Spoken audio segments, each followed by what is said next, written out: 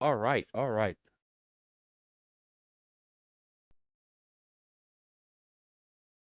No one hear me? There we go. Maybe that's the right microphone. Can everybody hear me? How are we doing tonight?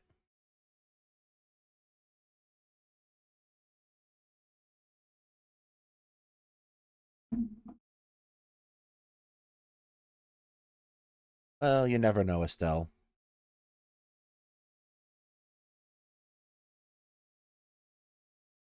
Sassy is really attracted to the music. Who's Sassy? Do I want to know?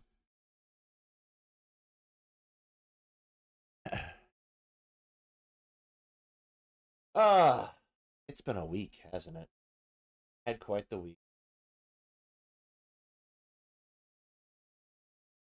Some good news coming up, I think. Hetman has a pretty cool job interview. Gets it might radically change availability, which already wasn't great.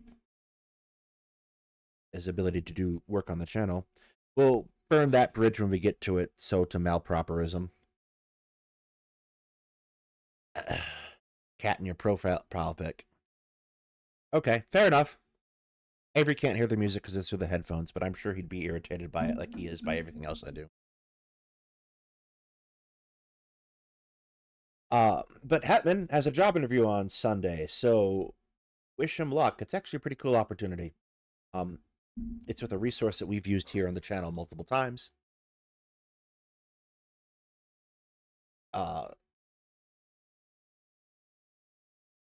And so yeah, we'll figure out what that all means for two guys talking history.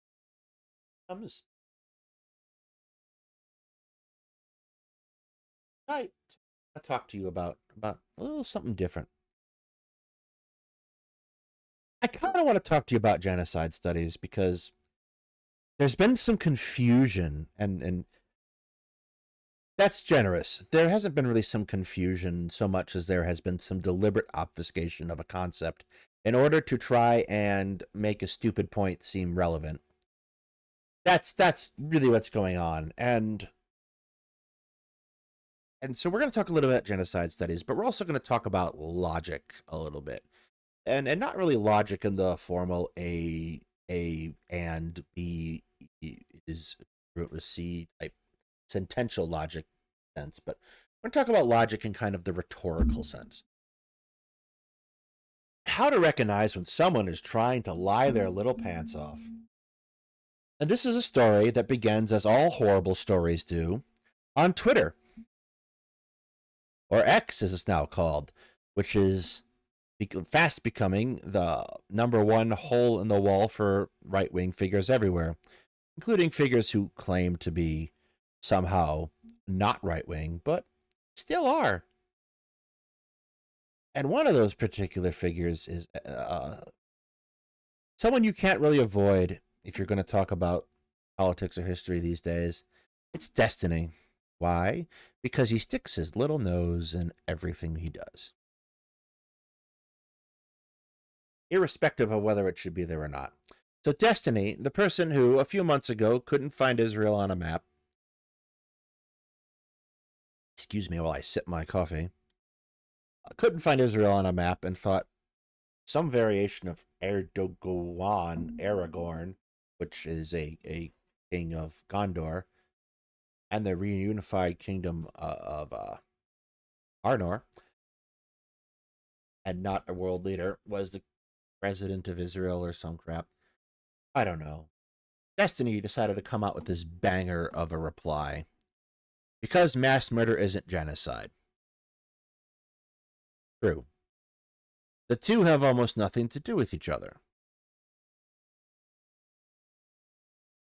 I'm not sure where we're getting this, but of course, naturally, everyone decided that this is something that should be argued about. So let's take this one at a time and talk about this in a real technical sense for a hot second. Because mass murder isn't genocide. Absolutely. Here's the thing about mass murders. Mass murder is somewhat ineffectively defined, I would say the argument is. Technically, at least in the United States, a mass murder is defined as any murder in which a number of people, being at least 4, are killed in a short period of time with no cooldown period between the killings. So basically, it's when a sufficient number of people have been murdered at one time. And this is a somewhat catch-all. It's not like it's a specific crime. It's not like it's a specific crime, mass murder. It's not like it changes the details of what you get charged with should you commit a crime of this scale. But, like, consider this. The shooters who entered into Columbine and shot up the school and kind of sort of highlighted for us the age of the school shooting in a particularly dark and horrifying way, get categorized in the exact same category as a shooter who walks into his family home and murders his wife and 2 kids and his nephew. It's a weird category, right? Mass murder is a somewhat difficult term to nail down in a certain level. Is mass murder genocide? Not strictly speaking, no, not really.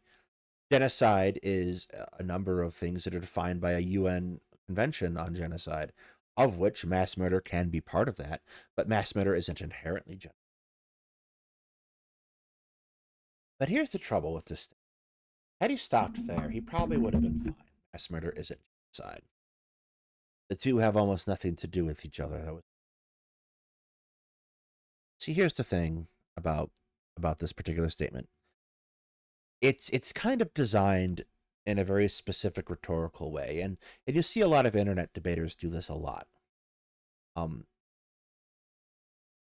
it's why you see people who get into these debates advocate preparation. I understand when things, but what Destiny is trying to do is invoke a category where associate mass murder as a category, not associated. It's kind of trying, the category error is a fallacy where you assume that something is part of it might make a component of a larger whole, entails the entire whole. Almost nothing does a lot of heavy lifting there. Yes. Yes, no, it is doing a lot of heavy lifting at the end of the day. And he's trying to invoke this in order to get you to separate the two. And we've talked about genocide fairly extensively in the past on this channel. We did a whole month on it last January when we were kind of exploring what the Convention of Genocide was and Raphael Lemkin's ideas around genocide, right? So me and Hetman got on, we talked about genocide, both as a concept within the framework of international law and as it has been executed in the past, both in recognized cases and unrecognized. Concentrating primarily on the recognized cases, particularly Srebrenica in Bosnia, Rwanda, and in Cambodia with the atrocities of the Khmer Rouge. All of these things are recognized internationally under the convention. They were tried as such. They're directly by the criminal courts or by satellite courts set up for that specific purpose. The other half of that equation is that none of these things are very neatly organized. So you have a lot of people who advance frameworks of what genocide is that do not necessarily conform to the legal definition of genocide as per the 1948 UN Convention.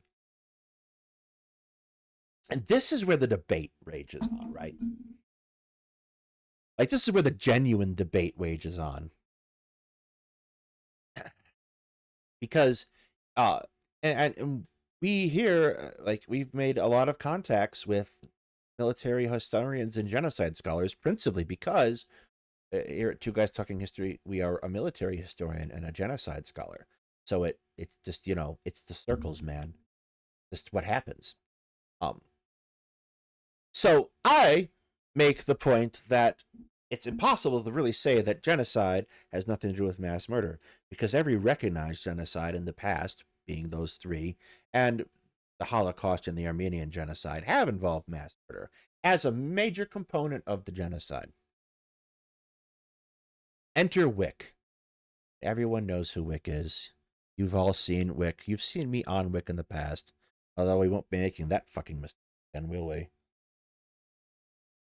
Whick is competing with a whole bunch of other people to be Destiny's new chief squeeze, right? Because, and to be fair, that would be a good choice on Destiny's part. Whick is very unlikely to leave Destiny for a twink. But Whick comes up and says, and Whick wouldn't have said anything really had Sunday not said, wait, this isn't correct. Whick turns around and says, but Sunday is just trying desperately to say that Destiny is wrong.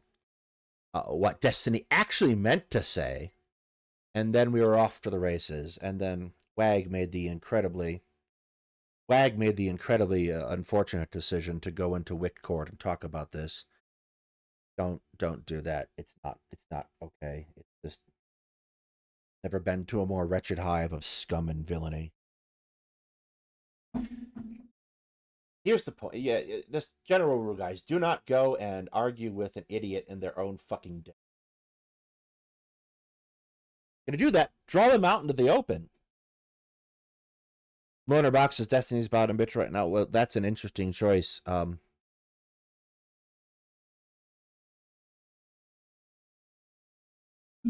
There they are. I suppose they're going to be. They got like some impressive interviews, former prime ministers of Israel type interviews, right?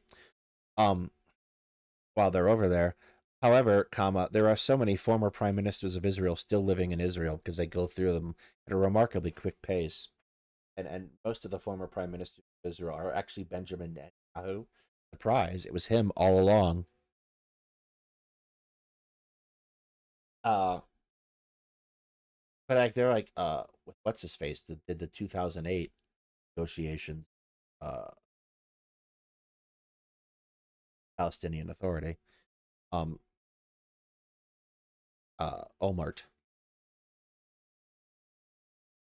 The whole point is though, now to get back to it, is Whick goes, well, that's exactly what it is. Genocide does not necessarily infer mass murder. Okay, but that's not what Destiny said. Destiny said the two have almost nothing to do with each other. And then we get into this little thing where Whick is like, yes, but the Uyghur Muslims in China, the Uyghur genocide. And here's the trouble with that. My stipulation is that the genocide has to be recognized by an international body. This leaves us with 3 post the Convention of 1948. All 3 of those, like I said, involve mass murder. The Uyghur genocide, we don't know much about yet. Is it a genocide? Yes. Is it recognized? No. However, Whick decided to say, well, now you're just denying genocide. Like, no, that's not what's happening. I said a very specific condition by which one might have this discussion. You ignored that condition and decided to try to frame it in a disingenuous way. And like this kind of happened overnight, and I didn't give much of a shit about it because it's not like anyone really cares about Whick. We have almost as many viewers as he had today at his height, and it's several hours past prime time, so go for it. But he turns around, and I asked, he decides to continue to press his luck. So I'm like, well, what about this? And I show him information about the sterilization of people of color and indigenous Americans in our prison systems in multiple states across the United States, which is, by and large, what the confirmed accusations against the Uyghur genocide, Uyghur Muslims, China against the Uyghur Muslims is. And Whick prevaricates, well, that's certainly like a genocide, and it's certainly evil, but he doesn't come out and call it a genocide. So his entire little argument is sitting here resting on a case of special pleading.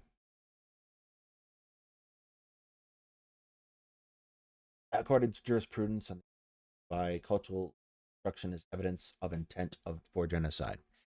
Yes, that is the other half of this discussion that's happening somewhat on Twitter between Sunday and Whick, until Whick again decided to disingenuously frame the whole conversation.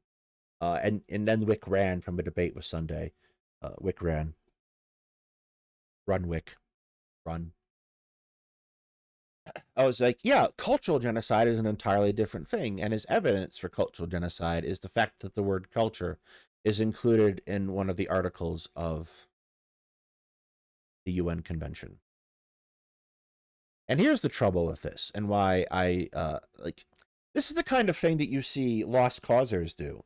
Speaking of lost causers, Atenshe Films brought out the last episode of Checkmate Lincolnites, which is very light on the history, but very long on an incredibly hilarious bit that he basically cribs every bad historical movie and every good movie that was ever made in the last 20 years. Go watch it after you're done here. Here's the thing that lost causers do is they get really into the nitty-gritty of documents and try to argue that words don't mean what you think they mean.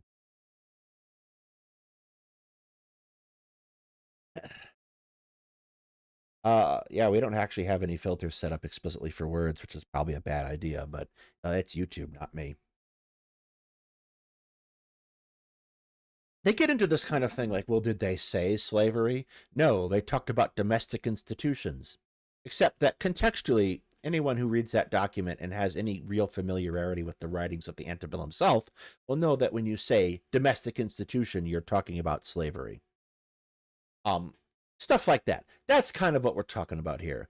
The genocide of a culture is a difficult thing to pin down, and it isn't really explicitly included in the way we tend to talk about it in the Convention on Genocide. So the Convention on Genocide, not to belabor this point,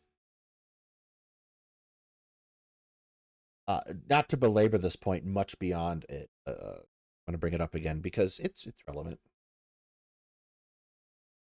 1948 Convention on the Prevention and Punishment of Genocide in the PDF, which we have downloaded 5 million times, therefore don't have to do so again.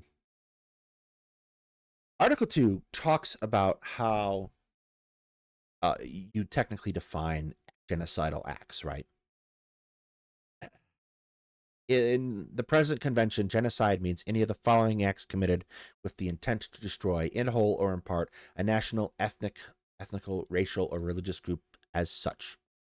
Killing members of the group, causing serious bodily harm or mental harm to members of the group, deliberately inflicting on the group conditions of life calculated to bring about its physical destruction in whole or in part, imposing measures intended to prevent births within the group. This is kind of relevant for the Uyghur situation and relevant here in the United States with regards to our sterilization of prisoners. Forcibly transferring children of the group to another group, which is what's happening in Ukraine right now with regards to Russia, taking Ukrainian children and sending them to Russia.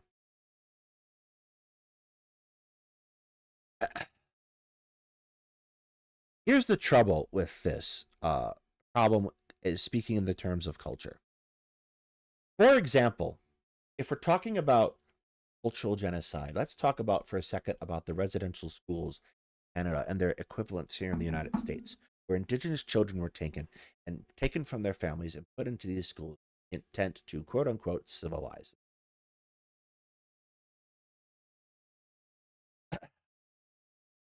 One of the key aspects of this that's kind of under discussed a lot is that the residential schools entailed the taking away of indigenous languages from people, having them not speak those languages, making those punishable acts so that people would not speak the language. And it had the net effect of causing a lot of languages to start to die out. On top of the horrible things where they killed children and buried in the backyard.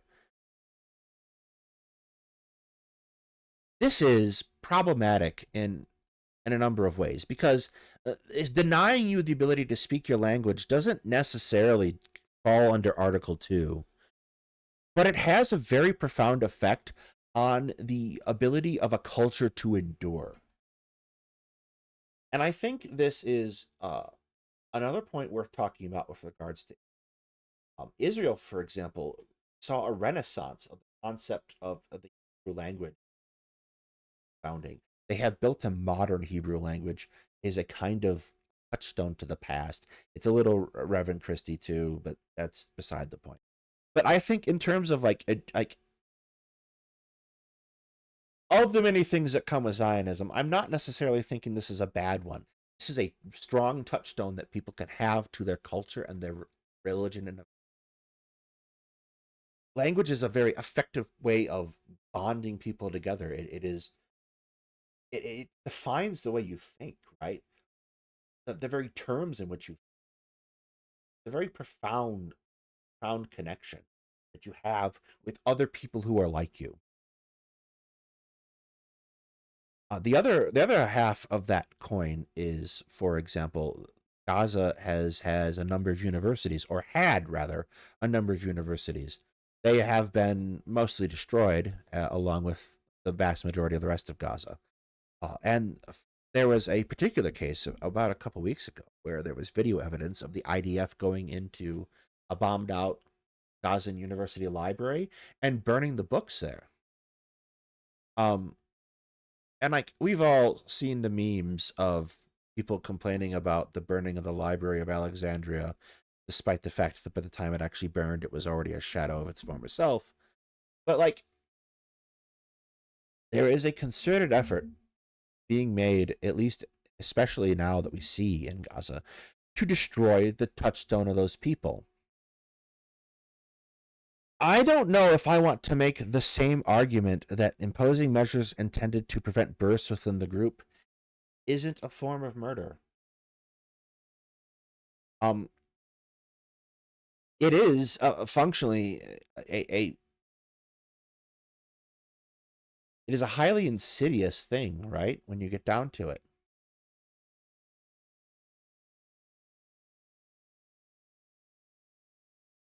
I don't think I want to call that a cultural genocide because that cuts very deeply beyond culture. It is the destruction of a group physically. It is the inability of a bloodline to carry on.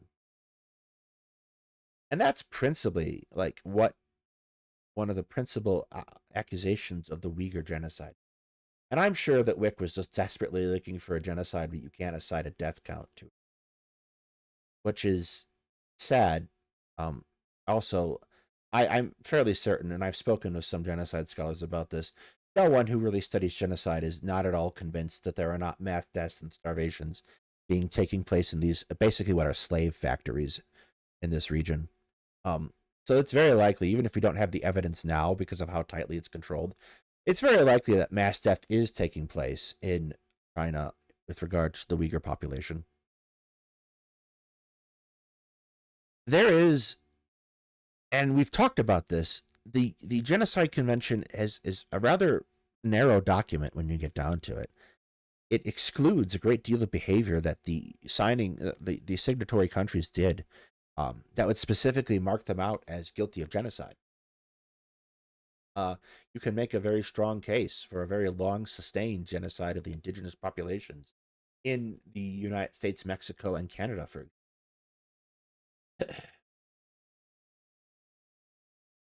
forcibly transferring children, yes, it is tied to preventing births, but it's also like,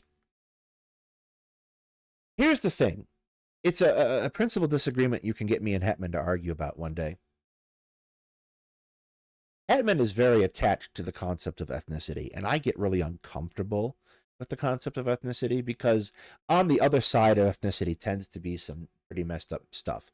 But at the same time, he recognizes a very strong connection that this brings to people between themselves. Again, this concept of shared ethnicity. And so, even if people are necessarily doing like heinous shit under the concept of being ethnically pure, he sees value in it, just value in its moderation. And that's probably a fair position, um, when you get right down to it. Forcibly transferring children of the group to another group is like another very insidious thing. It's a question of, I take a child, particularly a young child, and I remove them from an environment where they existed in before, and I put them in an entirely new one where they are exposed to different values, old different things. Uh, you can totally rearrange their identity. The Ukrainian child could never know that they're Ukrainian if they are exposed to Russian propaganda telling them that Ukrainians don't really exist. Uh,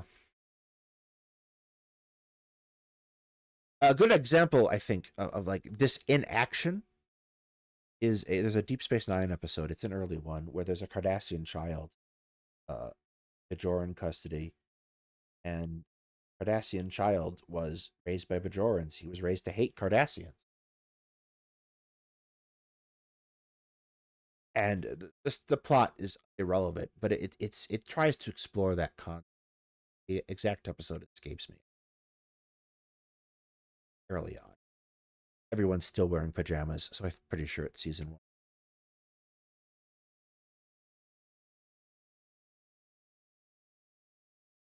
Not about the child, but the effect on the group. Yes, well, it is both. It is about both when you get down to it. Taking from the group the prospect of a future, a very real sense, children being the future of any group, and it's taking that from the child too. Genocide is a multifaceted crime. It is ultimately prosecuted on behalf of groups. However, it is not just about the group. It leaves individual scars and problems for people who experience it. There's a particular statistic about Israel that I found incredibly surprising. Most of the Holocaust survivors in Israel live in poverty. They were profoundly affected by what happened to them. It came to a society where they were sort of kind of venerated in a bad way, and they aren't cared for that well. In a not dissimilar way to how we treat our elderly who are not able to access sufficient retirement planning. It just kind of surprised me, considering the states of Israel's outward reverence for genocide, for the Holocaust victims.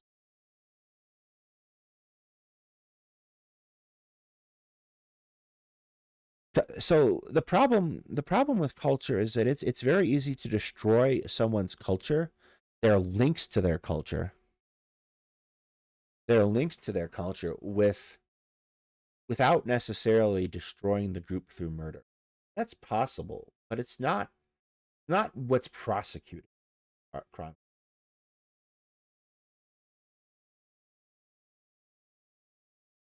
Well, yeah, a lot of refugees after the Holocaust didn't live.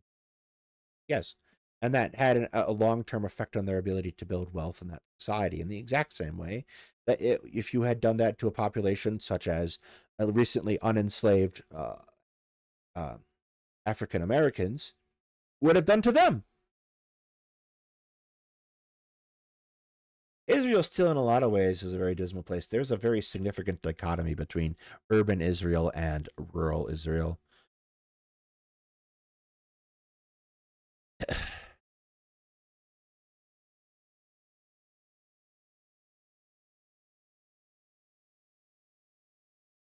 So that kind of brings us back to this. Because mass murder isn't genocide. Okay. You want to quibble over what mass murder is? Fine. But let's just take a generous definition. The two have almost nothing to do with each other. That's a really hard argument to make, I think. And I think it's really disingenuous to try to defend this statement, particularly on the grounds that it doesn't really ring true. Most people, when they consider genocide as a concept, without getting into the nitty-gritty details, are going to think of the Holocaust.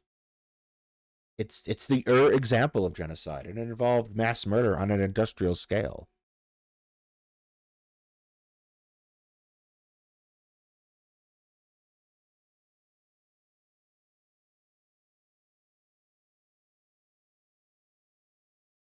But with that, we're going to move on because hilarious things happen to TomFoolery.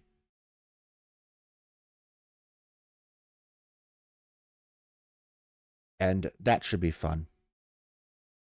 But we're first going to take a quick break, and I'm going to grab some water. So feel free to enjoy this interlude music.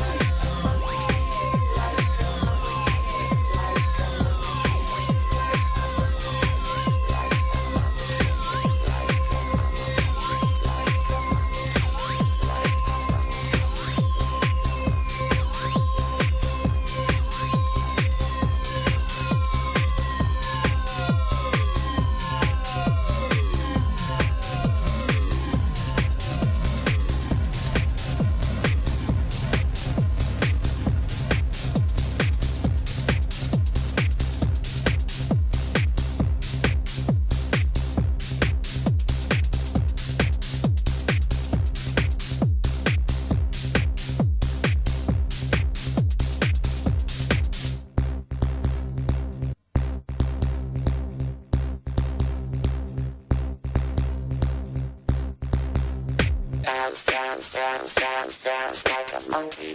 Move, move, move, move, move like a monkey. Shoot, shoot, shoot, shoot like a monkey. Kill, kill, kill, kill, kill like a monkey. Dance, dance, dance, dance, dance like a monkey. Move, move, move, move, move like a monkey. Shoot, shoot, shoot, shoot, shoot like a monkey. Kill, kill, kill, kill, kill like a monkey.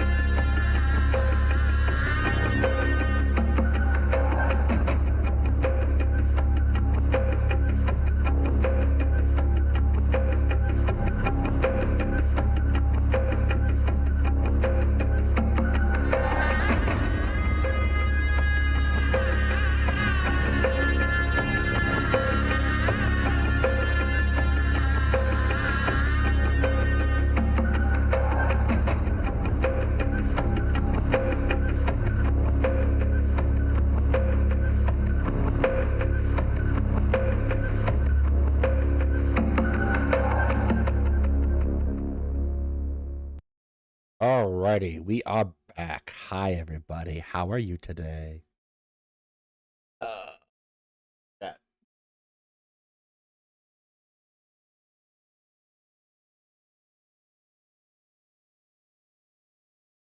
Insistence on intent is misplaced. Actually, that's worth talking about. Here's the trouble arguing about intent. I would say, for example, in the case of Israel, you have ministers and soldiers posting TikToks and ministers making public statements that demonstrate very clear genocidal intent, which people are trying to minimize by saying these aren't the people who are really matter in creating intent, which is kind of fucking nonsense. Onto it. Cool. You do you, boo. Intent, I think, matters in a certain sense because it's very possible to have a case where a large number of people die, but there was no intent to commit genocide by any particular party. There are cases where a large number of people are killed in war crimes and crimes against humanity, which are marked as distinct from genocide, that do not necessarily entail the slaughter of an entire group. Or, for example, multiple ethnic groups can be subject to mass slaughters, such as in Afghanistan, with the case of the Soviets. There are a lot of holes in the UN definition of genocide, which is why a lot of talk is sometimes put around what is and is not a genocide, or there is a certain extent to try to concept back, because there is a recognition that Raphael Lemkin talking about an already very well established precedent in target ethnic, which is very fair. For example, one of the same genocide scholars I was talking to about this and I were getting into a discussion about indigenous American populations in the American Southwest who may have committed a genocide against a particular group that is actually so profound that has fallen into indigenous legend. There are stories from the Appalachian Mountains of the same thing. Both of those stories have fallen into the concept of paranormal legend. So, like, there's a lot more to discuss about that, and sitting at an ironclad definition is difficult. But to be fair, that's the term that Destiny has tried to set for his entire point in this discussion. Which means it's only right that if you're going to approach to start from there and work your way out.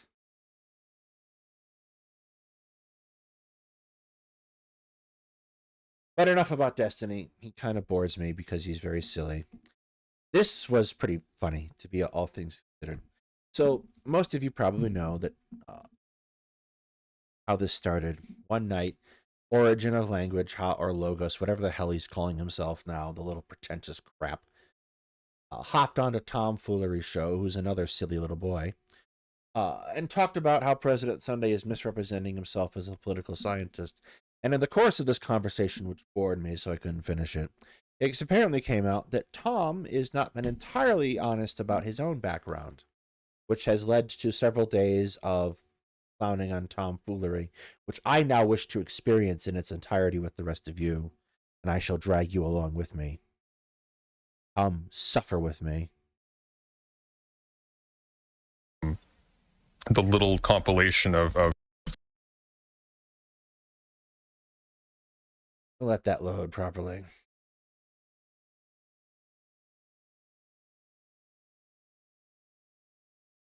You know it's going to be a good day in Sundayland when Squid Hat is on. Okay, this is the host. See, Tom is a much more credentialed man than I am. Tom is a genius, an inventor, an entrepreneur, a nuclear physicist, an adventurer. You forgot that Tom is apparently also extraordinarily humble. Lover of women and I hear of men. Let's continue. Last night, Tom decided to rehash the argument that he never claimed to be an authority in linguistics. What the hell is this? While doing research, I found some never-before-seen lies that throws cold water on his claim, and some bonus memes. Let's dive in. To me, describing why I made a gender doc in the first place was that I worked in linguistics. Oh yeah, he had like a had like a 30-40 page gender doc that he claimed was used in schools. Me and Kid Not Kin and Aiko Rules went over. It was bad. It was bad. It was so bad. What China's doing to the Uyghurs doesn't have to be genocide to be wrong or evil. True, it doesn't. But it probably is in the context of what's we know so far. It probably is a genocide. Bad. Marketing. Just trying to. This is why gender is sex, which is like. Gave me an interest in linguist. Gender is sex. The term wouldn't come of English departments. Why? I'm not entirely certain why I would necessarily say, well, I have an interest in linguistics, therefore this gives me an intimate understanding of the biological and sociological distinctions of sexual expression and gender. That's kind of weird on its face. Well, because we don't say that certain terms or things are sexed, right? But they are gendered. Why? Because when I say there she blows, I am not saying that Moby Dick has a vagina. Moby Dick has a dick. It's in the name. In linguistics, and then gender happened to be the thing that was talked about here a lot. That I ended Did you up go over the gender doc? That was like a year ago. just doing years of studying on and reading on and all sorts of shit. But yeah, me describing to somebody that I worked in linguistic marketing again is not me claiming authority over anything. Breaking down rhetoric, and I was. Just curious, what is linguistic marketing?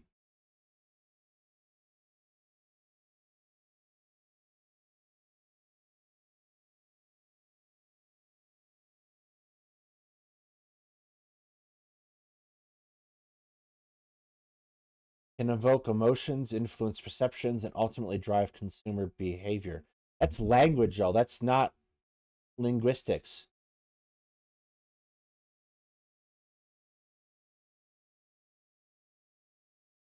That's just language. That's rhetorical skill. That's not linguistics. Did we change the definition of linguistics when I wasn't looking? Let's just check real quick. Study of human speech, including the nature, structure, and modification of language. Yes.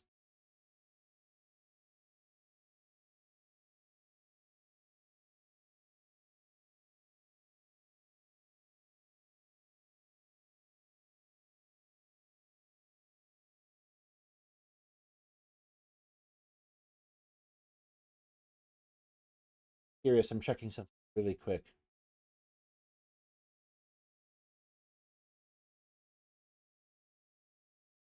Yeah, I'm gonna be perfectly honest. If you watch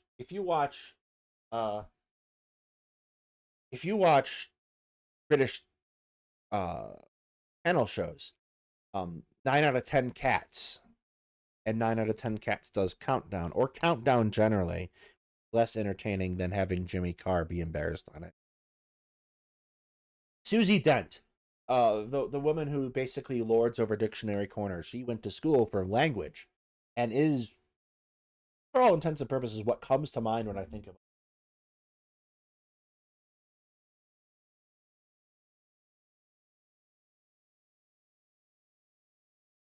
I worked in what the title of the position was called linguistic marketing. Okay, my entire job was rhetoric. Okay, studying rhetoric, breaking down rhetoric, and I was a rhetoric coach on stream for a long time as well. Is that when I think of you saying that you're a rhetorics coach? Just to be clear, I haven't said that in a long time. Like, I felt like that was bad branding for me. So I stopped. I haven't said that I am a. I don't even know what I could claim that's equivalent. Like what? I say it's very bad branding for you. See, here's the people don't understand about credentials. Okay, this is why dumb people falsify their credentials. Credentials only give you authority if you've already demonstrated competence and somebody else is challenging you, or if you're trying to apply for a job with people who don't know you. Otherwise, credentials actually raise the bar for what you're expected to do. Has anyone ever seen it's called Rango? It was that Johnny Depp lizard movie? Yeah, Rango, the Western gecko one. He's like a chameleon, and he goes into this town. He pretends to be like this badass cow. I could be a political scientist. I don't want to be a political. Look, women go on dates with historians that wear leather jackets and smoke cigarettes and soft packs. No one's ever said, I want to go date that political cowboy or whatever. But as a consequence, people who like the challenge of killing badass cowboys seek him out. That's why you don't fake your credentials, because you're invited. Wasn't that the Ballad of Buster Scruggs? Like, literally? That's the Ballad of Buster Scruggs. Not Rango. I didn't see Rango confessedly, but I'm pretty sure that's just the Ballad of Buster Scruggs. Not all historians are all virgins. What if Autist is not a historian? Inviting people to scrutinize you. And if you make the kinds of gaffes that someone who doesn't have any expertise in the field you're pretending to have expertise, if somebody can spot those gaffes, that's gonna go very poorly for you. Whereas if you just say, hey, I don't know anything, I'm just interested in this topic, I'm just trying my best, then even if you... Which is the argument I've made about Erudite in the past, right? She'd be a perfectly competent streamer if she didn't decide to try to claim she's some kind of psychology expert. Make a fool of yourself. Nobody can accuse you of lying. So you can still build up. You don't have to like salvage your reputation afterwards. Armor a god. A long time ago. But yeah, Okay, whether or not you think it's bad branding, that doesn't necessarily mean you don't think you aren't one or weren't one. But when I think of, like, I feel like maybe either you have either said you were a linguist in the past, or I said I you've work in studied linguistics. Okay. To me, even though you could say you worked in a department that's relevant to, it feels like there's some academic backing to that, even if you're not explicitly saying it. No, I explicitly say I have no academic backing. I say this all the time. I specifically If you didn't explicitly say, it was painfully apparent. say all the time. I say I work in linguistics because I don't have a degree. Understanding social constructs better, because for me, like, I'm just a human. Humans are completely different from animals. We're nowhere close. Like, that's kind of how, like, you know, I was raised in the... That's somewhat presumptuous, probably. The humans are completely different than animals. No, humans are very similar to animals in a lot of ways that we just tend to try to personify our way out of. It's the kind of the thing I've always believed in. And so, like, the things that we believe in are just those things. They weren't like things that we constructed. They weren't things that came about, you know, because we decided. Like, they're just there. And then I started... Oh, yeah, you make a pretty good point, Stephanie. I mean, people grow. You learn new skills, right? Anyone who's been in the workplace for any significant length of time will understand that they have acquired a large and significant set of skills outside of anything they might have considered that they prepared for, right? So, for example, I, for a time, worked in a gas station, and I acquired no new skills, but that's beside the point. But then I went on to work in a car parts store, where I learned about sales and how to sell people things. I learned all about, like, car parts, and I learned about supply chain. These are very, very significant. I wouldn't necessarily call myself, you know, a logistics manager or some shit like that. But I learned about these things, and I can go to a job and say, well, I did X, Y, and Z job, and it gave me insights into this particular system, and maybe I can take those insights and use it to help this job here. Like, that's usually the process we're talking about here. But, like, probably even more salient to this, because as I understand it, Tom was some kind of customer service call center adjacent person, apparently. I was a customer service agent for 6 years, and I slowly lost my soul in and of itself, and that was a profoundly devastating thing to do. Don't worry, I found it again. It was hiding under the couch the entire time. But, like, you learn different things at different jobs. I've took a lot of skills I developed at a call center, mostly talking to people when they don't know what the hell is going on and not giving them a chance to respond. And I brought them to streaming, for example. You learn different skills as you go through life. They don't necessarily make you like, I wouldn't go, well, I am a master rhetorician or something. Like, no, I'm just a dude who has a huge ego and talks on a microphone. A bad microphone at that. going to school for what was called linguistic marketing. And people specialists. No, it doesn't. Okay, I work in linguistics. Definitions, we come to definitions based on colloquial. Yeah, so the academic backing. That's. I mean, I'm willing to give him a tiny bit of leeway here. If by academic backing he means he never claimed to be doing research or something, and that's his conception of what academia is, and not just like going to like a trade school. If he thought of it as like trade or vocational training, I can kind of see that a little bit. I think that would be. I'm also going to point out that trade or vocational training is not easy. Like, people trying to undersell this. You have to pull in a lot of information to be good at trades. Trades are very math intensive usually. Never pretend that trade school is a soft option, guys. That's a tangent, but an important one. Because I see some people trying to pull that, and it's not cool. Trade school is hard. Trades are difficult, and they're essential. Plumbers make the world go round. Literally. I don't think I'd hammer him on that one. Usages. Okay, gender is a word that we use to describe masculinity and femininity. And so with masculinity and femininity, those are words that we use to describe what is more likely from a male or what is more likely from a female, or just what we generally associate with it, like social what do you call it, like social norms. I have papers on this. I have videos that are male or what is. Okay, gender is a word that we use to describe masculinity and femininity. And so No, it isn't. Gender is a word we use to... Masculinity and femininity are words we use to describe masculinity and femininity. Gender is how we classify them. And the assumption that we are running on there is that the only two possible classifications that you can gender are masculine or feminine, and that's not the case. It's not the traditional case in other cultures. It's not the case in our culture currently. That's not correct. No. Sorry, I had to check that.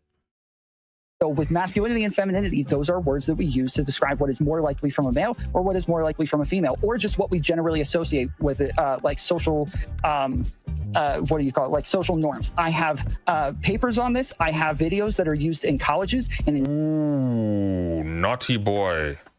See, that's still claiming academic authority, though, right there. Ooh, can't say that. I have papers on this implies published papers. Nobody's really asking. I've got Google Docs on this. No, you mean papers on this. What did he say? He said they're used. Hang on. To be fair, he may have been referring to the fact that he has read paper that, or he may be saying wrote those papers himself. It's not entirely clear from what he said, but you'd expect a linguist to make that distinction. In colleges and in universities. They're used in colleges and universities. Videos that are used in colleges and in universities. So this right here. Okay, see that is a claim to credentials. That is saying, listen to me, I have work that is used in these high level facilities. That's a bad one. See, that's not one I would do. Yeah, that I would say it could be taken as that sentence, to be fair. However, I wouldn't necessarily imply that. He might have misspoke and say, I am in possession of papers that are used, would be like what he's trying to say. Maybe, possibly. It's unclear, but again, you would expect a linguist to make that distinction. That's not one I would do. What I could say, truthfully, is that I've helped people set up lectures on stuff like Machiavelli and whatnot. Why? Because I read a bunch of it. But I don't have work that's used in colleges. I don't have videos or papers that are used in colleges and universities. Most professors don't have papers that are used in colleges. That's a strong claim. That's a very strong claim. That's a mistake.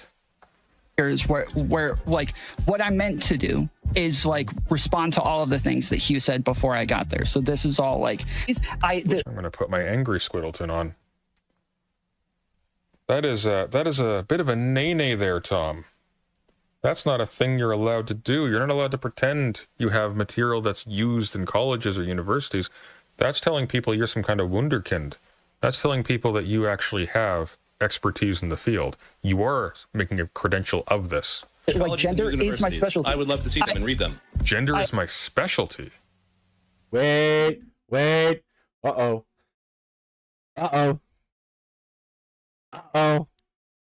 Tom. Don't do this, Tom. Good Lord. And that he has gathered papers that are used there. Yeah, exactly. I have many, listen to me, I have many books on this subject that are in fact referenced in universities. Did you write them? No, but they're back here. I can send them to you. Yes, I can send it to you. I like, this is my, this is what I focus on. I read and talk to professors who deal with this shit. Like, I'd love to read the papers that you're talking about, because it sounds like fucking garbage. Are all professionals, even if you're not explicitly saying it? No, why would he say that? That's so dumb. All right, I might have to retract my earlier statement. Maybe he did mean that he wrote the papers. Like, he's not clearing it up because he's just leaving the implication out there. Uh-oh, Tom, what are you doing, Tom? Tom, no, don't. Step back from the light, Tom. That's so dumb. Like, why would you ever claim that about yourself? They say I have no academic Because background. here's the response immediately. Really, published. I've written papers that professors have liked. I don't think they get used for anything. They're not published. I've written papers that other people have said are horrible. They're jerks. Don't worry about them. I don't think they get used for anything either. That's not the same thing, though. Like, everyone writes papers in college. I write a lot of papers. They usually write those papers in a caffeine-fueled haze the night before they're due. I'm not like, oh, Tom, this was probably a bad idea. You've walked into a trap, Tom. Run away while you can. In what journal? Because now it's like, oh, okay. Because it's a simple. How did the universities or colleges get a hold of this? You're a YouTuber with a criminal history. What did you do? Oh, do you have a friend who claims to be in academia? Maybe. Who said they looked at your gender doc? Did they look at it in their office? Did they use your doc? Is that how they use the doc in a university? I say this all the time. I specifically say all the time. It's crazy. Like, Brianna Wu lies about her credentials, claims to have a political science and journalism degree, doesn't. Kyla claims to have a master's degree, doesn't. When caught, claims to have a graduate degree, doesn't. When caught, says no, it's actually just kind of the equivalent, doesn't. Like, there's so many, like, goddamn frauds. Like, what is this? Why are you guys? More to the point, I'm gonna kind of jump on this here. Again, you don't have to participate in a conversation. You don't have to be an expert. And, like, one of the things we try to do here is have a environment where people can talk without necessarily being an expert, or we bring on people to talk about their experiences, or we bring on experts and then listen to them extensively. A therapist, for example, for one, an abortion rights advocate. You don't have to be an expert to take part in a conversation. Enthusiasm can take you quite far. And that's why I always say you don't need a degree to be a historian. And you'll find other historians saying this as well. You just have to follow the process. And that's kind of what gets into it. Like, are you following the process? Good. Take the title. Are you not following the process? Don't. But don't try to claim expertise. Is finding success doing this? It doesn't seem like it. Hey, I work in linguistics because I don't have a degree. When you were talking to Beckett the other day, you did say, I mean, this kind of gets to the linguistics thing, is that you were telling Beckett that you've written papers on linguistics. To me, again, even though you don't have academic... No, I didn't say that. Okay, I work in linguistics. Definitions, we come to definitions based on colloquial usages. I have papers on this. I have videos. Look at this guy. There's a guy in the bottom right. I love this this astronaut thing. That are used in colleges and in universities. So this right here is where Look, he's bobbing up and down. What It's I meant amazing. to do. Oh, he's not anymore. It's Maybe I need to go find a timestamp because that conversation was I like a enjoyed week that. or two, or well, probably only a week old. But you definitely said that. The only thing that I said that I wrote papers on was the gender doc. I might have Your Google Doc doesn't count as a paper. Reviewer number 2 has not yet torn it to shreds. to go back and look. I want you to listen to that sentence again. That was a weird ass sentence. Listen to what he says here, okay? The gender doc. And was Right here. like a week or two, or well, probably only a week old.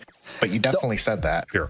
The only thing that I said that I wrote papers on was the Also, I want to point out that linguistically that sentence is problematic because he says papers, which is plural, and then he uses a singular gender doc. Am I being a nitpicky asshole? Yes.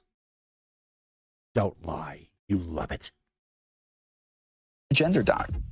The only thing that I said I wrote papers on was the gender doc. There's two ways to interpret this. Yeah, but Karasu Whick has been also platforming Brianna Wu, who's basically the same thing. The first is that he wrote multiple papers about his own document. I don't think that's very likely. I think the more accurate interpretation is this. What papers? I only said I wrote one paper. I didn't write papers. I mean, it was multi-pages, so if you printed it out, there'd be more than one paper, I suppose. And That's some Wick level cope right there. I guess technically, since they're like, stacked if you printed them and stapled them together, each of those individual papers would be resting on the... Let's be frank. Let's listen to TomFoolery talk right now. TomFoolery is not printing out his paper and stapling it together, guys. TomFoolery is going to fucking Office Max, and he's walking into the print center. He's saying, I need you to put this document and spiral bound it for me, please. Between two transparent covers, please. I'll pay for it. That's TomFoolery at this point. Gender doc, right? There you go. Bob's your uncle. I might have to go back and look, but I don't think that that's the case. And even if you're not explicitly saying it. No, I explicitly say I have no academic backing. I say this all the time. I specifically say all the time. I say I work in linguistics because I don't have a degree. I don't have like a. I'm not like what you would traditionally call a linguist online. In the real world, yes, I can just say I'm a freaking. You're not what they call a linguist, but you work in linguistics.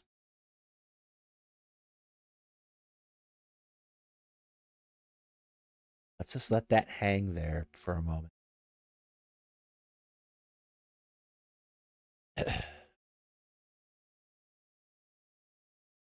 Okay, carry on.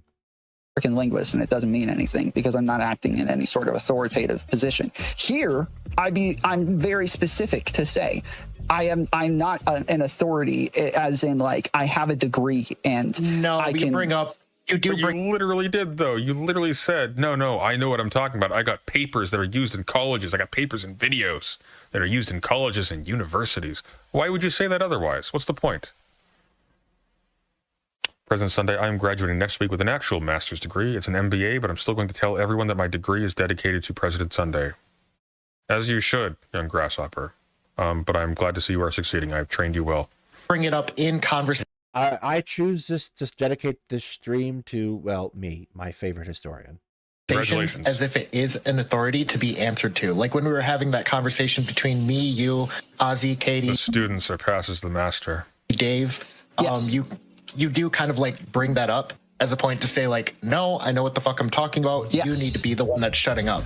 But it's A big fat bonus meme.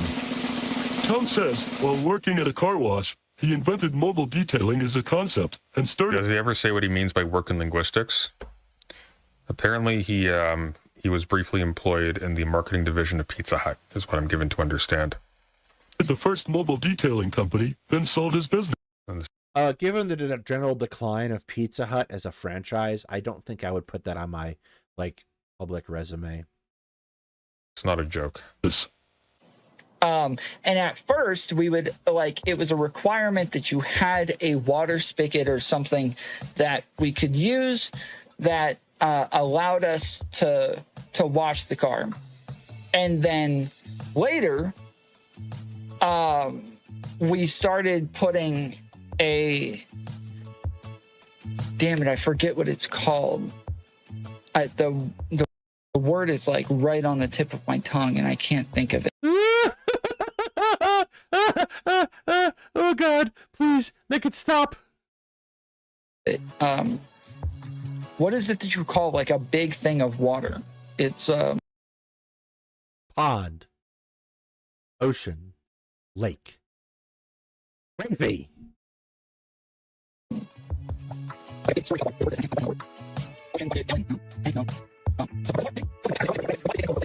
Giant, like tank-like things that we would put on the trailer. Water tank. And then we were able to just hook our hoses up to it. It's called a tank, isn't it? And so we filled it up with water every single day. And then we were able to just take the reservoir with us to the person wherever they were now. So now we no longer needed them to have. A reservoir is like an artificial lake. It's not a reservoir if it's in a if it's on a truck.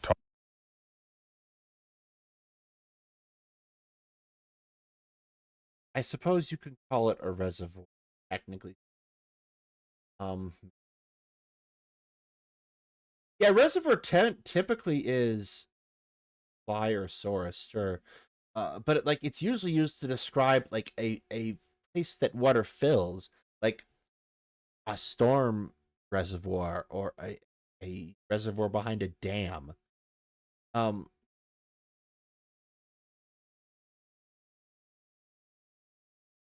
Like, is he's collecting rainwater to wash people's cars, which might not be very efficacious. Yeah, I kind of feel like water tank is probably the better term here. Tom? Of like a spigot and an electrical outlet for us to use. We needed the electrical outlet for our hoses, for our vacuums. We took wetbacks with us, and so we would take the wetbacks and then we would also hook up our hoses to their stuff. Anyways, this was called mobile detailing. I made it up. I just came up with the idea. Mobile detailing, we're going to do this, because I was running a car wash at the time, and I thought I didn't get along with the owner, and so I was just like, yeah, I'm going to do my own thing. I'm going to go do exactly this. I know the business now. I understand it. Wetbacks, you racist, Tom? Yes, that's what we call them, wetbacks.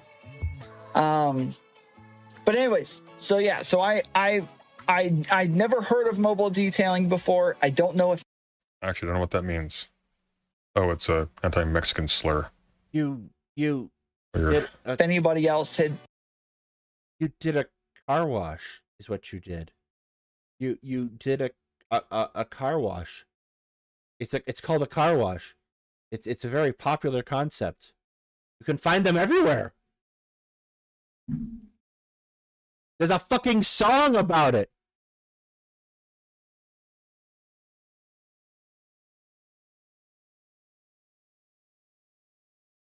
I'm flabbergasted. I think I miss what a fault is. Started it before me. I'm pretty sure I invented mobile detailing. It exists now. Like, there's other companies that do it now. Kids do it to raise money to go to fucking band camp. We did it now. Oh my god! What? Huh?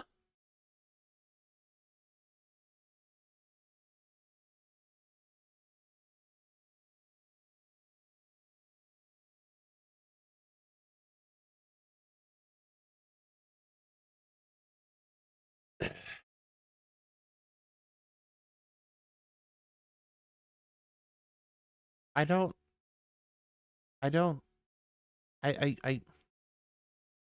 He got on stream and claimed to invent the car wash, guys. But at the time, I invented it. Tom is just now confronted on his claims live on Resi stream. Is he live currently? I gotta get in on this. Okay, I'll be right back. I gotta pee. All right, we're getting in. We're just waiting for Sulfur's statement to finish for some reason. I don't know what that means. Okay, cool. He lied about. Yeah. Okay, cool. Hey, I'm gonna bring something down. How's it going? Oh, thank God. All right. Hey. Am I in? Yes, you're in. Can you hear us? Sweet. Can you hear us? Can. Give me a sec. Let me pop you on my screen so people aren't confused. What the hell was that, by the way? I didn't understand a single thing that was being said. It would be hard if you weren't in DMs. Sulfur has an issue, or Tom has an issue with Sulfur's characterizations in DMs versus in public. Sulfur said, yes, I was in a way schizo posting, and I did not mean that to be different than the tone that I had in DMs. However, I am going to have this tone. For that, but I retract statements if I said that you lied outwardly, and it will stick with at the very worst, mischaracterization of the statements that I've had. So that is the full of both issues on either end of that. May God have mercy on our souls. Yeah, I'm going to be honest. I don't understand anything after you saying that, but I appreciate the attempt. Yeah, 100% me either. Fair enough. Yeah. I've had exactly one experience that happened to her. That would be horrible. Don't interact with Tom. So, Eggman, we were just watching the little compilation of you like talking about your credentials and whatnot, which was bold, by the way, considering what you were trying to pull with me the other day. But I am a little bit curious. So you mentioned that you I would like some clarity. Wait, I beg your pardon, Tom. What? Why would you make such a... I kind of feel like if... Let's consider that violent sexual assault is a crime that most... How would you make a fucking list?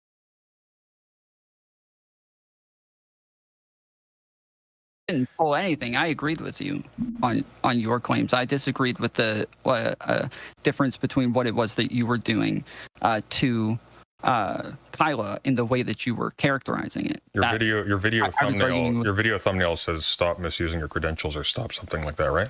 Yes, that was his claim that he argued with you on, and that's what you came on to argue with him about, and that's what you guys argued about. I got into it with you over whether or not there was a line between, and I think I did initially say, like, well, the Canada thing says, like, you have to have this degree or whatever. But I agreed with your characterization when you said it's like being a philosopher or whatever. Like, I agreed with that. I argued with you on the Kyla stuff.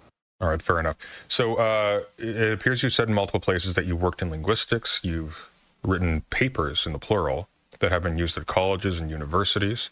You called yourself, what was it, a linguistic marketer or something, and you said this in the context of a debate in which you were talking about things like gender and whatnot, and you were floating them essentially to establish that, yeah, you know what you're talking about. You've done work in the field. Your work is used, et cetera, et cetera.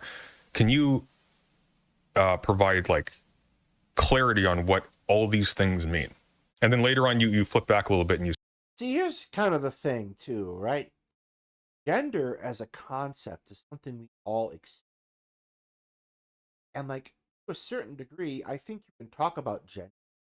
Also, let me know if you can't hear me. Talk about gender without never saying, well, I'm a fucking expert in gender. Because I know very few people who are experts in their own goddamn constantly talking about exploring it. Like, I'm an expert on gender is quite the statement. Like, isn't it enough to participate in the discussion? Like, well, I'm interested in my gender and how I express myself and how I relate to how other people and how they express themselves. It's a pretty, like, weird thing to want to be the expert in unless you want to deny the validity of self-expression. You said something strange. You said to sick, I think. Actually, I wrote papers on the doc referring to your own paper, so I don't know what that means either. I'm not I'm not. I would have to see that. I'm not sure. Okay, well, simple question. You say you've written papers that are used in colleges and universities. You said this in multiple places. What do you mean? Yeah. In the video last night, it happened between 1:35 and 1:49. I'll have somebody find the exact quote. Okay, so Persevere is kind of weird, but like he's prepared usually. That's more than you can say for most streams. Am I specifically clarifying the papers part? What are they? How were they used in colleges and universities? Okay, so when we did linguistic marketing, we had to do we had to use like studies sometimes. Can I pause you here very quickly before you press on? Yeah. This pertains to my first question. When you say you did linguistic marketing, walk me through this. What do you mean when you say you were in linguistic marketing? Were you in a university department? Were you a student somewhere? You were part of a company? Were you under a specific title? I was part of a company that was the specific title. That was the title. So a linguistic marketer. They called you a linguistic marketer. Yes, the title of the department was linguistic marketing. Okay, so to be clear, when you call yourself a linguist, that is apropos of your job title at this company. Correct. May I ask about just real quick?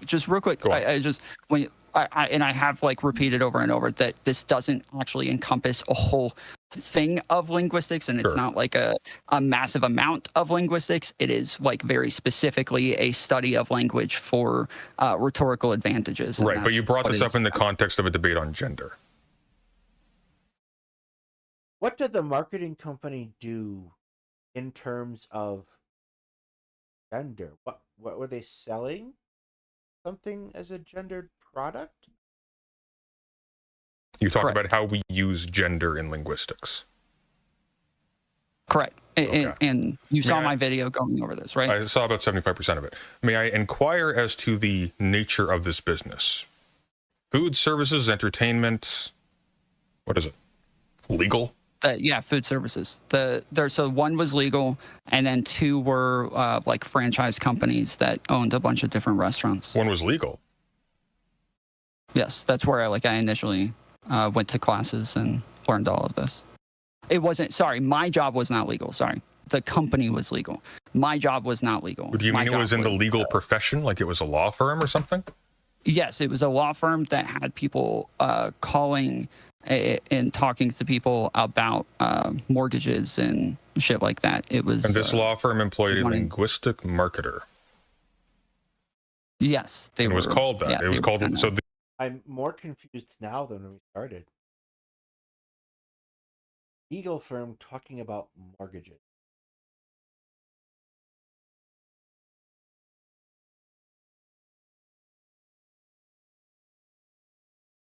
So like before when we were talking about, but a legal firm would get involved in the event of a foreclosure. Like,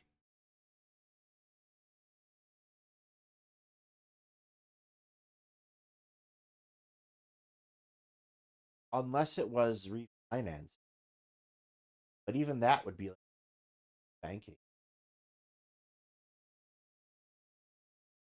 Let's carry on. The exact same position at the law firm and at the fast food chain. I honestly, I believe it was called that, but I don't remember because I do know that the common usage of language for the trade has changed numerous times. Gotcha. I don't remember at what point it changed with which job. Okay. Tell me about these papers. So when I refer to papers, I generally am talking about the gender doc, because when I say that it was used by a when you're not generally referring to the paper, what are you referring to? Professor, and I've said on stream, this could be that I was like misleading about this, or I said it in a poor way. But yes, there was a professor that worked with us because we had to use universities and shit like that sometimes. And yeah, there was a professor. So we say worked with you. Is this with the fast food business or is this with the legal company? Yes, with the fast food business. Okay, so yes. A professor worked with. Can you say what the chain is? It was Professor Hut. Nobody out pizzas the Hut. No, I would rather McDonald's, not. Pizza I don't Hut? want people calling like my businesses or anything. Oh, it wasn't. They owned a ton of them. It was a bunch of different things. Okay. Pizza Hut was where I. Okay, so the fast food chain is working with a professor. Continue, please. Yes. Okay. So this department was working with the professor specifically, but so like in my interactions with him, we talked about my channel. We talked about the fact that I was like doing a bunch of studying on gender and trying to write a document on it, was doing videos on it and stuff like that.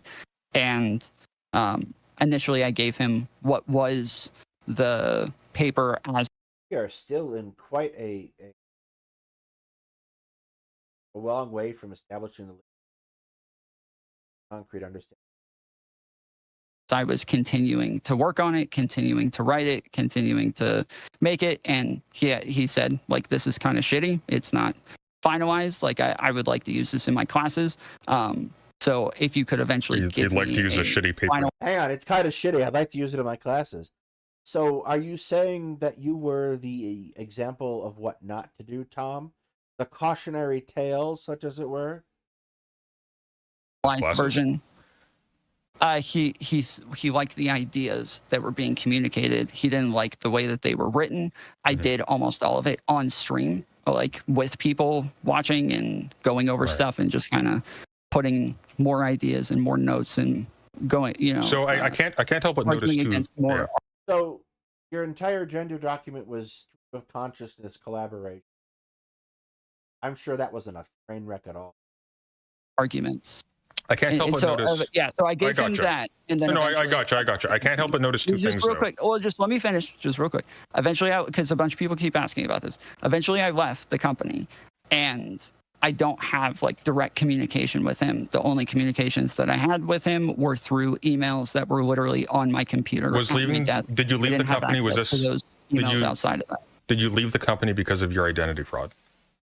Was this when you went to jail? No, they had to do background checks on me beforehand. That's why I'm asking if it was, did you leave the company because of that? No. Baskin Robbins always finds out.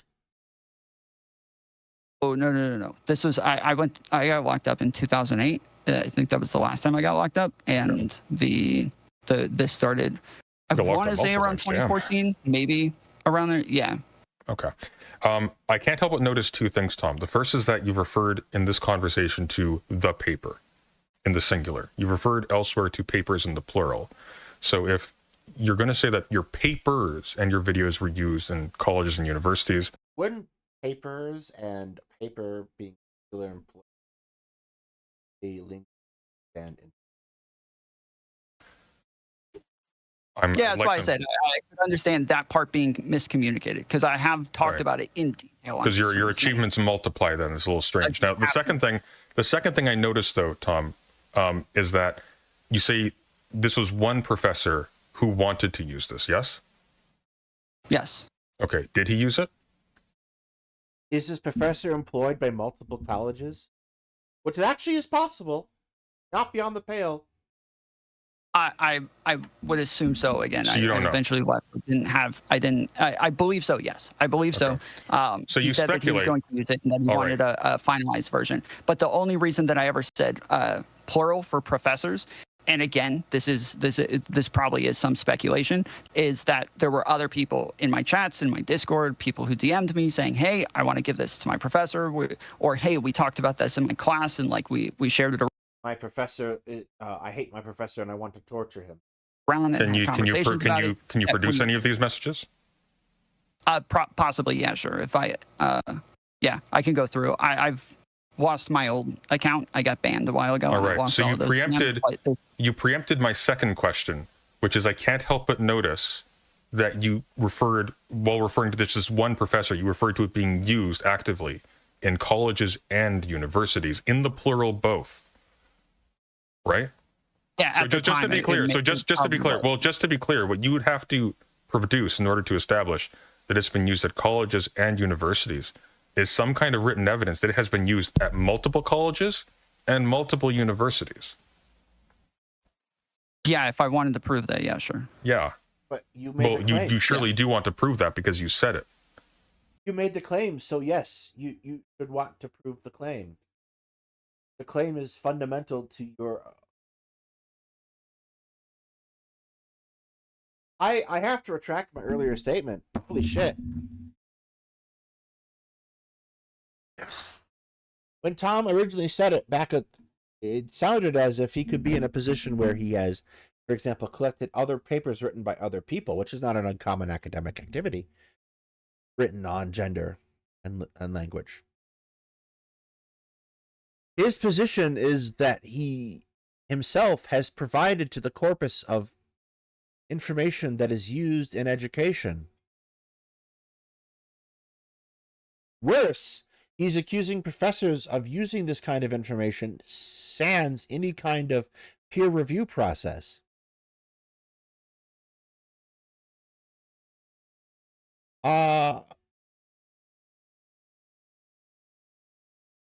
I can't help but feel that this is a little bit of academic malpractice going on, if that's actually what's happened.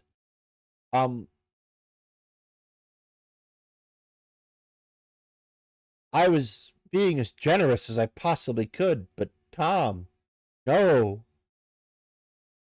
Tom. Like, this is investigating Dean's investigating shit territory.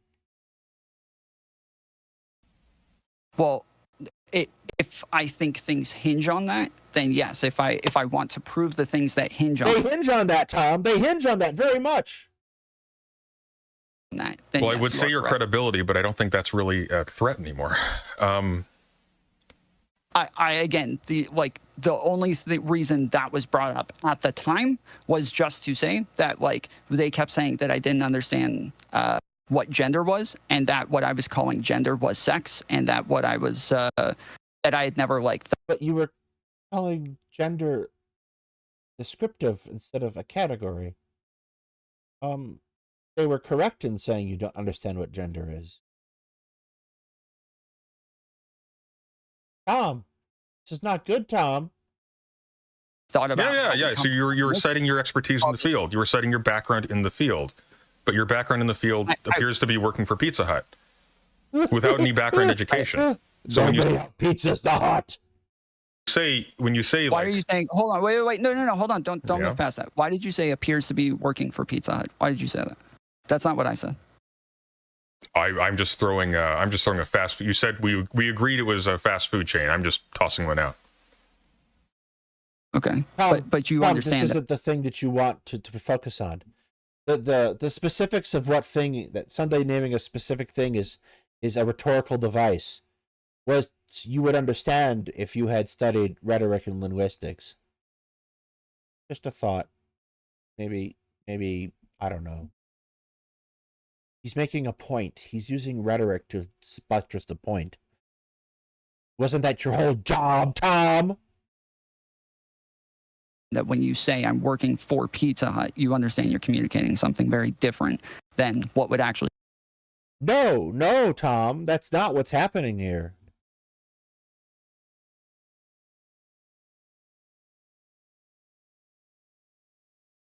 To be honest, is that I'm working for a franchise, like a big company, doing these things for them. If we're going to be really particular, Tom, a franchise is an individual business owned by a private individual, provided and operated under the terms of a larger corporate body. You don't work for a franchise insofar as you work in a corporate office for a franchise, at least not usually. You work for a franchise and working directly for the franchisee. You were working for a company which has in and of itself franchise location. Just to be technical, Tom. Kind of a linguistic importance, Tom. You are, like, being misleading when you say that. No, he's not. Not really, no. Because no, he's not. He's making a rhetorical point. He is arguing that you are attempting to say that during your employment with a fast food company, you were approached by a professor to use your document in an unpeer-reviewed setting to teach students about something, in which case, like, yeah, he's being hyperbolic. Okay, hyperbole is a form of rhetoric. The franchise, you're misled by the way that I phrase things. I think it's pretty obvious that people are going to be misled, thinking that I worked in a No, I'm pretty sure they won't be. I'm pretty sure they can make the distinction. They're not TomFoolery audience members here. They're Reservoir audience members. A Pizza Hut or for a Pizza Hut. Well, you called yourself a linguist, Tom, and you use this in the context of a gender debate to establish that you in fact knew what you were talking about. You cited this as a credential. I think for people to find out that actually what happened was you were employed by some nebulous franchise owner under this title, and I actually am not confident that you were, by the way, but let's run with that. Right, so, I think that's a little misleading.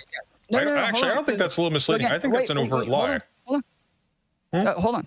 So again, when we're saying that like I'm citing these things as like my credentials to prove what it is that I'm saying is correct, what was it that I was making that argument to prove, and what was it that it was meant to what was the point? It doesn't matter.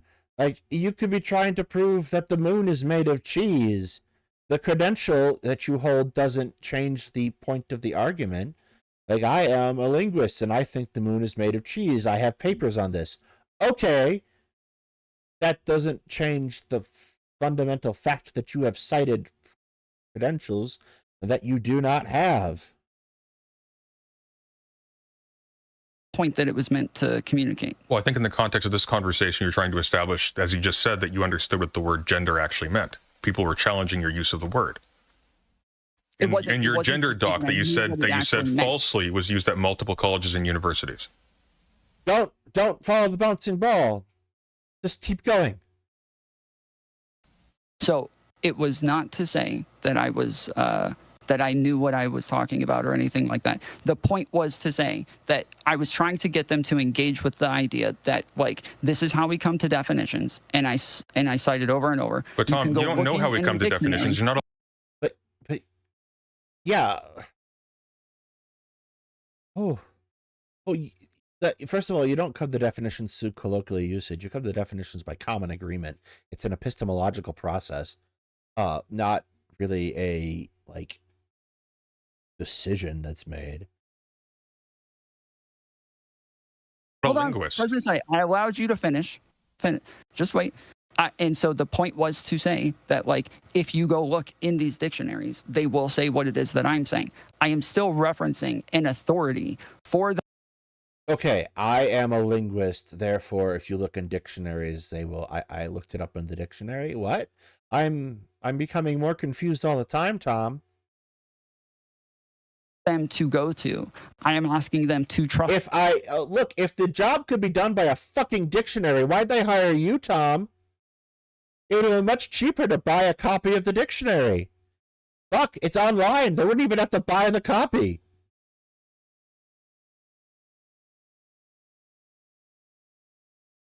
Holy shit.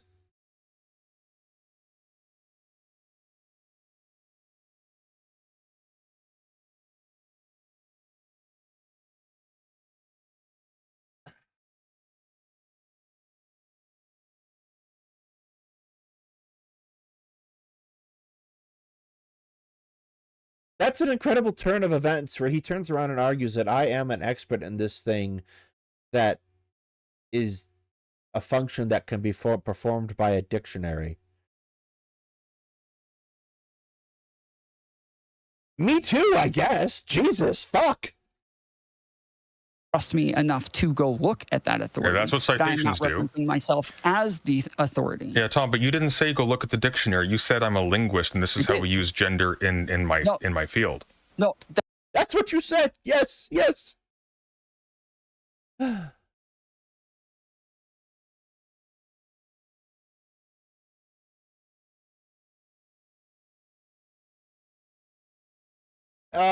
Coming back to the concept of category errors, it would also be a category error to say that TomFoolery is a dictionary. It's funny, but it's a category error. Yes, that is what the conversation was about.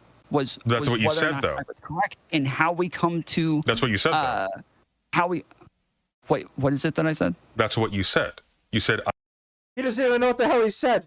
The entire conversation hinges on what he said. I'm just going to say it, Tom. The dictionary knows what it says all the time, permanently.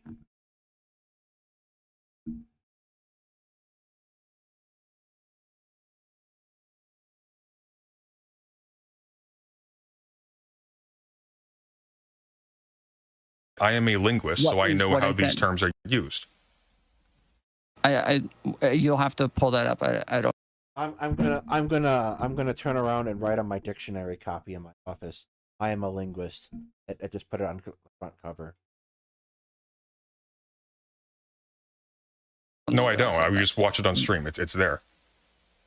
That's what I'm saying. I don't know what you think you're doing here exactly, Tom. Nobody watches you. Like the overwhelming number of people who watch this conversation are on other channels. Even Reggie's bigger than you now. Here's the. There wasn't another. I don't know what you think you're doing, but I'm explaining reality to you, Tom. That I worked. I wouldn't get into audience size. I think what Tom needs to know, if someone's hiring a dictionary. Explaining reality. I'm saying you lying doesn't work. No, you're lying. You're misrepresenting this. What I said was I work in linguistics. I'm lying that I'm explaining reality to you? I don't think so. I just said that we should pull it up because I'm saying that what I actually said was that I worked in linguistics and that I have like. But you didn't work in linguistics, Tom. You've never worked in linguistics. That's a different claim. Why would they hire you if you have no education in linguistics, Tom? That makes no sense. Why would they hire you? But what was the credential? What did you use to sell your? How did you get into a linguistic marketing job? What was the condition? Why are you pivoting? I'm not pivoting. I'm not pivoting.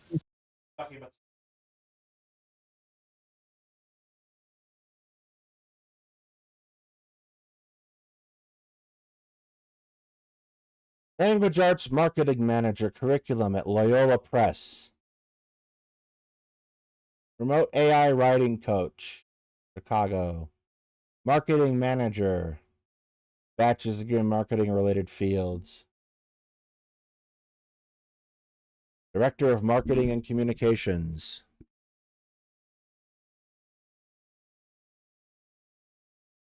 Marketing Development Associate. Now you could see a town near my address. Digital Marketing Manager. Content Strategist. Senior Marketing Insights Manager. Marketing Manager. Senior Product Marketing Manager. I don't see linguistic marketing anywhere. Where is linguistic marketing? Let's try the capital of marketing in the West Coast.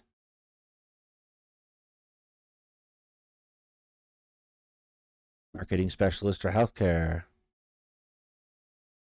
This is curious.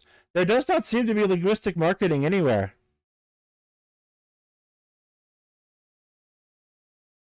Allow him to just keep pivoting and talking over me like this. That's fine. I'm going to give you the floor. Take a minute. Okay, take a minute. Go ahead.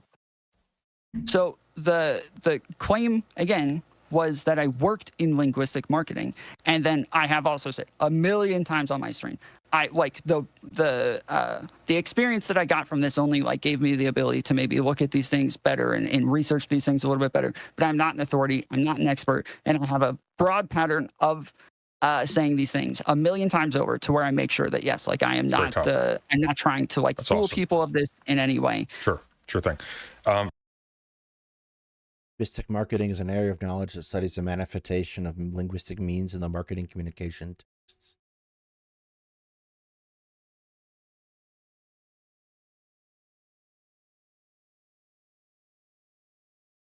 The only reference I can find to linguistic marketing is in Russia.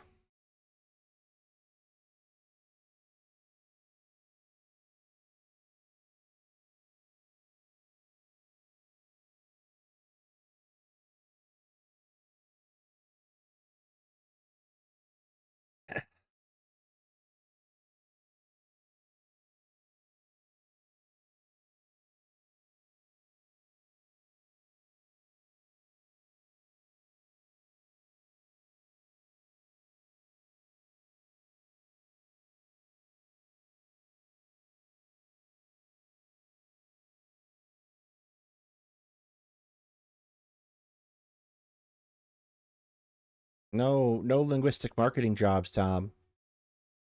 do you have any academic background in marketing? Have you gone to school for marketing? No, I wouldn't say. No, so you didn't go to school for linguistics, clearly, and you didn't go to school for marketing. Right. So they got this company that is reaching out to professors, hired you for linguistic marketing. Why? They sent me to classes. They sent you to classes. In the videos. As I said in the videos, literally one of them is me talking to you and you asking me about this. And me Tom, that's not good. Tom, that's not good. That's not a good answer, and I'll tell you why. The first thing you said was you worked at a legal firm. That was your original place of employment. You called that linguistic marketing as well. I said that they sent me to classes. And then you just the legal firm did. Yes, do you have a history in law, Tom? Have you worked in law? A law firm that I wasn't doing law. I already told you I wasn't. Did you go to school for law? No, I was. Why would a law firm send you to classes then? Why would they invest in you going to classes? Because they had a marketing division, as I said in the video. You don't have a background in marketing, Tom. Why were you working for the marketing division of a legal firm? You said that we don't need to reference these things because everybody already saw it. But if everybody already saw it, they already know. Oh no, I'm just asking you. I'm just asking separate questions. This isn't even in the video. I'm just asking you. I'm just asking you because what you're saying makes no sense, Tom. You're asking because you're digging and you're trying to conflate things so that you can try to. Oh, it's a very simple. Well, no. See, I actually wouldn't have caught on to this at all, Tom. I actually wouldn't. Hold on. I actually wouldn't have caught on to this at all, Tom. Hold on. If you hadn't walked back the statement. President, that it was called a linguistic marketer at the legal firm. Things that you're saying, you gotta let me respond to things. All right, something has exploded. Let me see what's happening with the stream here.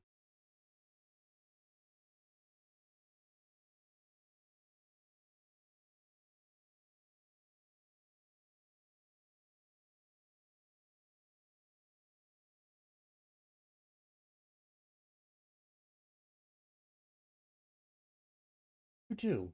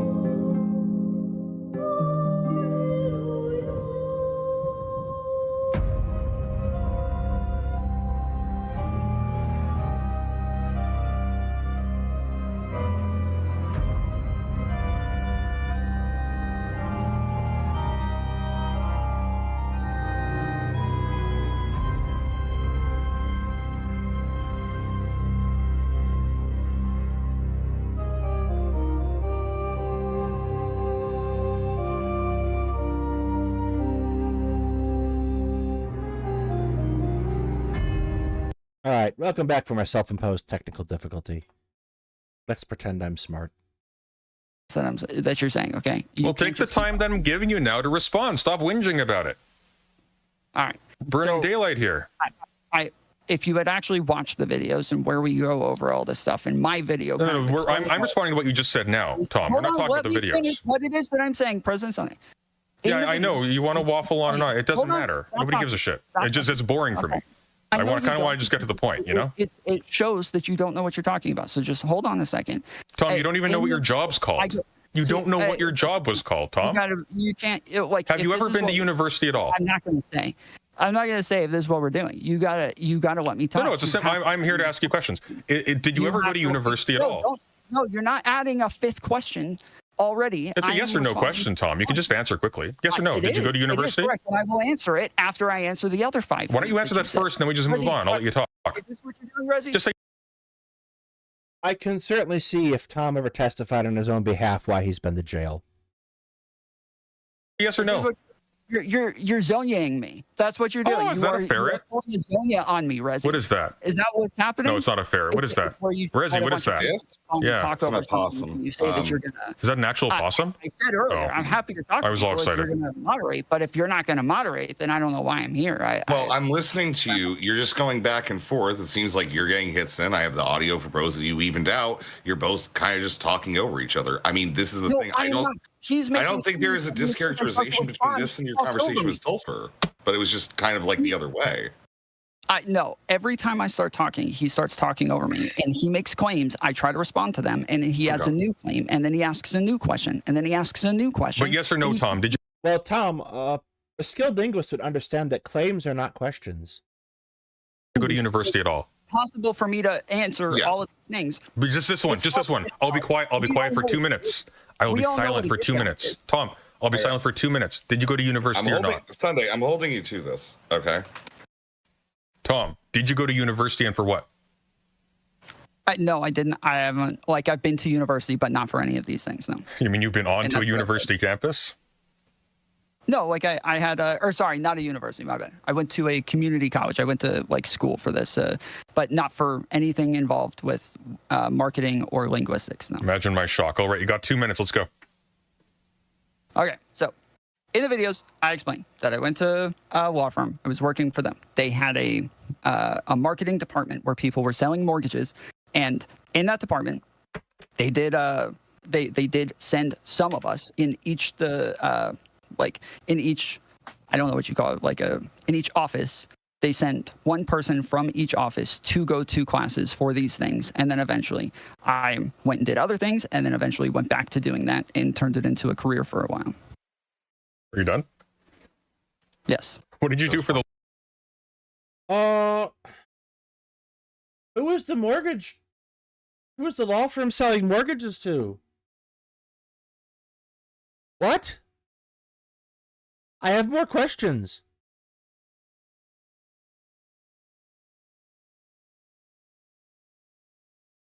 The law firm that you had no university credentials for, that they were sending you to classes. They were paying out of pocket to send you to classes. What were you doing?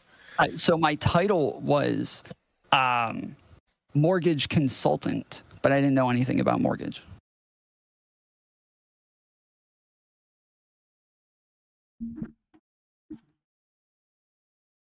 So you were at a law firm which was selling mortgages for a mortgage consultant who did not know anything about mortgage. I'm just curious, did this law firm possess any lawyers? You were a mortgage consultant. Yeah, that was the title, yeah. But you thought it was linguistic marketer before. You just plumb forgot and you thought you were a linguistic marketer? I started as a mortgage consultant, and then they sent us to classes. You asked me what I was doing there initially. They sent you to classes in linguistics?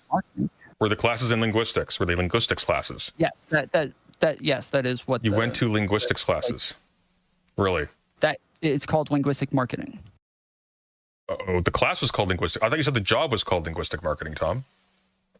It is a entire profession and labeled linguistic marketing. Yes. If I may, Tom, are you saying you got hired at this place? You were doing these call scripts. They sent you to education to get better at it, and then you were in a linguistic marketing position as a promotion? Not as a promotion. That was like a new position that they were starting there that they had for the. So a side promotion thing. So it was a lateral promotion. Or lateral transfer. Like a linguistic. So you changed job titles from like the initial point of view working at the law firm to the point where you went through the classes and you took up a position in linguistic marketing, according to you. Yes, they send you the classes, and then they eventually have you come back and they have you write scripts for everybody, and they have you go through processes to come up with the best way for people to answer calls. And that's what they titled a linguistic marketer. Yes, like I don't know. Which I could be wrong. That's the name of it, but that is the name of the industry. You don't know the name of your. Okay, if you've ever worked in a call center, provide you things to, and they're usually pretty anal.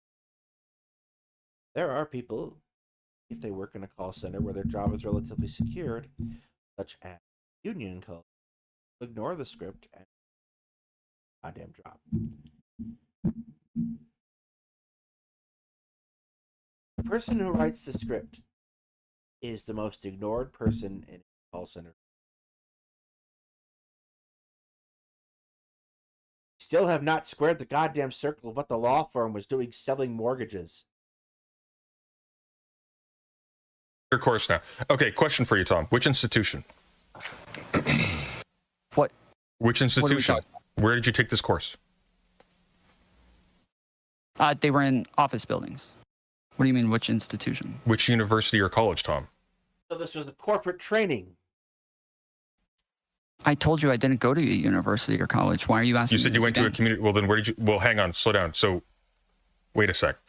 Oh, so when you say they sent you to classes, you mean specific law courses? Wait, no. Hang on. Wait a minute. The picture's being painted in my head. Wait a minute, Tom. So let's throw out the legal. I don't think that ever happened. So you worked for a fast food franchiser who sent you to classes in an office building. You worked in fast food, didn't you? Wait. Hold on. Repeat that again. You worked for a franchiser who sent you to classes in an office building. No, that is not. No, not at all. Is that what you think I said? No, I think it's what you did. That's corporate training, Tom. You took a corporate seminar.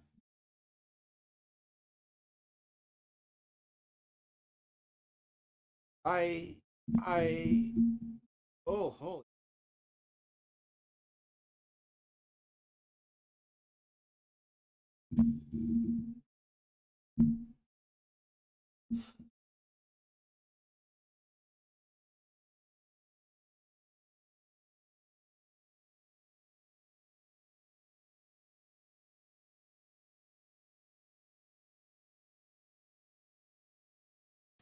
I don't buy for a second. I don't buy for a second that you were a mortgage consultant. I don't buy for a second that I don't buy.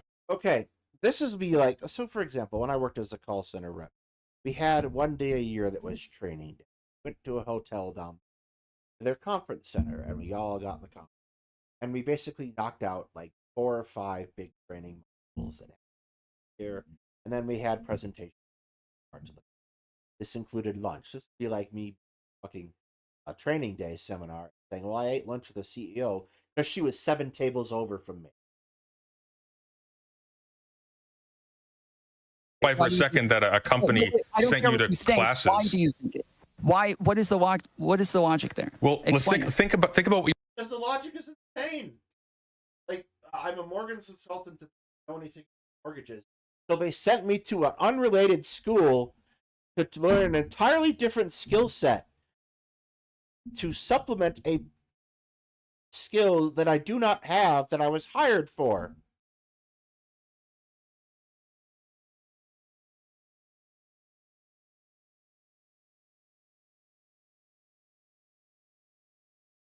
Oh, Jesus.